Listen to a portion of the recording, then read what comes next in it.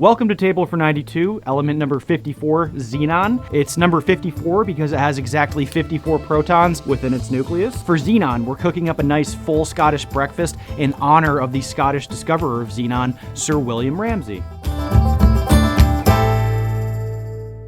Xenon is fascinating and has a bunch of really important applications. But you know, in this series, I'm cooking my way through the periodic table. But for the noble gases, I have to get a little more creative because the relationship of those noble gases of row 18 have absolutely nothing to do directly with food. I've always found the full breakfast to be very interesting though. Really, how does anyone do anything after eating all that? It makes sense if you're a coal miner or digging peat moss all day. But not for the rest of us. It's a lot of food for breakfast. The full breakfast has its origins in the old Anglo-Saxon times in Britain. It's still a big deal in parts of the world today, but in more ancient times, house guests were really treated well under the rules of hospitality.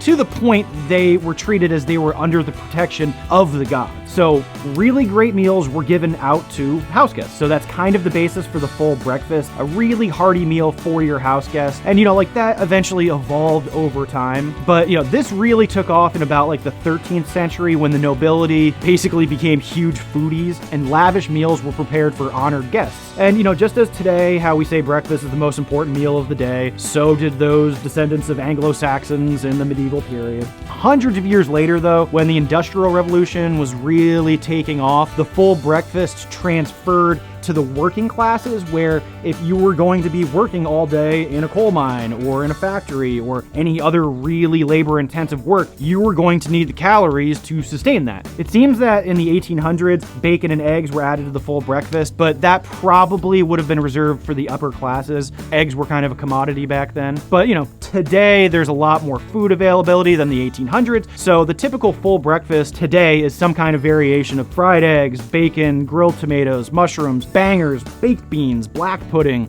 toast, and tea, naturally. And of course, every region of the British Isles, England, Cornwall, Wales, Scotland, the Isle of Man, Northern Ireland, they're all going to have their own regional variations. But since we're doing a full Scottish breakfast for Sir William Ramsay's place of birth, it's going to be fried eggs, bacon, mushrooms, grilled tomato, baked beans, bangers, black pudding, and tatty scones, or they say tatty scones. Sir William Ramsay was born in Scotland in 1852, and in his youth he actually apprenticed to be a shipbuilder, but thankfully instead he went to the University of Glasgow and then on to the University of Tübingen in southern Germany, where he got his doctorate. After graduating, he went back to Glasgow and did a bunch of great science before ending up in London as professor of general chemistry at University College London.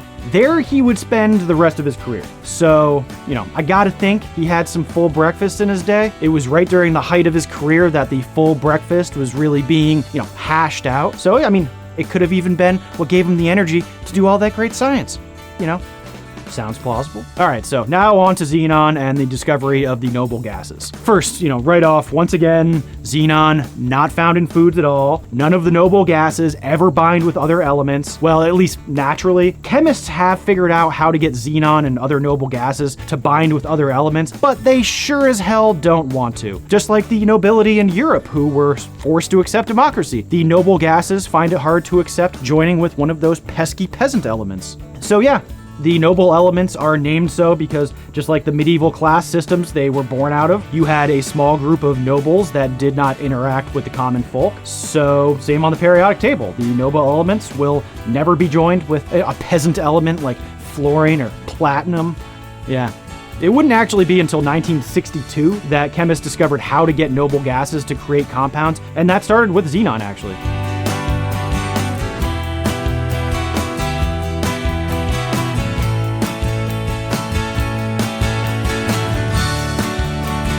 As for the discovery of xenon, it was really part of the series of discoveries of the noble gases. Helium had been observed during a solar eclipse in 1868 around the spectral lines of the sun using a spectroscope. A bunch of different elements have been found using a spectroscope throughout history. After that initial discovery, though, it was almost 30 years later that Sir William Ramsay, working with his assistant Morris Travers, finally found a noble gas on Earth. Again, using a spectroscope, they had been able to get a sample of clean air and remove from it all of the known gases to study what was left over. That gave us argon. That makes up about 1% of the atmosphere. In the next few years, Ramsay and Travers really became experts in this method of identifying unknown gases from the atmosphere. And pretty soon after finding argon, they found helium, neon, krypton, and xenon. Coming from the Greek, xenon means stranger or guest. So it is altogether fitting and proper we ate a full Scottish for our special house guest, the stranger Xenon. Xenon is colorless, odorless, and once again, does not do well with all the other peasant elements. Xenon does have a bunch of applications, mostly in lighting. Like the other noble gases, especially,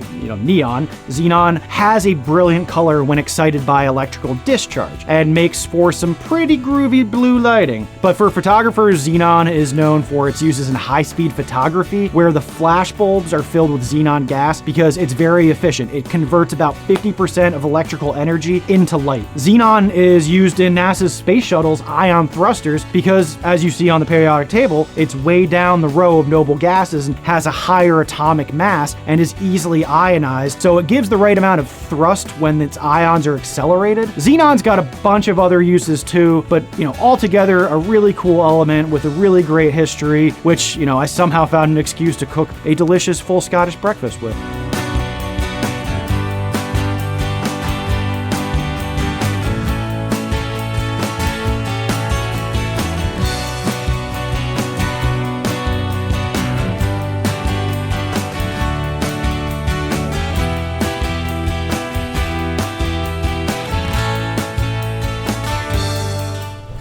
Blood sausage. Full Scottish breakfast. It's a thing of beauty. Thanks. See you next time.